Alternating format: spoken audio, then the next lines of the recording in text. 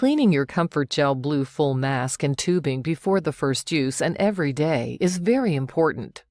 For best results, the mask should be disassembled. Lift up the tabs on the bottom of the flap's integrated retaining ring. Remove the cushion and flap, and separate the cushion from the flap.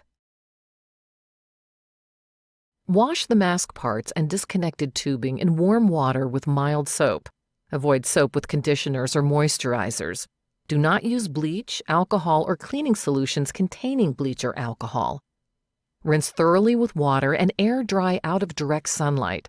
Be sure the mask and tubing are dry before use. Some people simply wash and rinse the tubing during their morning shower and then hang it in the shower to dry. The headgear does not need to be removed for daily cleaning. However, it should be washed weekly or as needed. It can be washed by hand in warm soapy water or in the washing machine on the gentle cycle. If washed in the machine, attach the headgear tabs to the straps so they don't latch onto other items in the laundry. Lay the headgear flat or line dry. Do not place it into the dryer.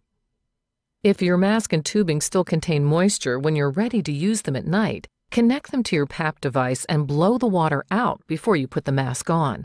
The mask and tubing must be dry before use. Be sure to inspect your mask and tubing for damage or wear, such as cracking or tears. Discard and replace any parts as necessary. To reassemble your mask, follow these steps. Place the cushion on the ledge of the faceplate. Place the flap with its integrated retaining ring down over the cushion. Press firmly on the retaining ring of the flap until the connection tabs click into place.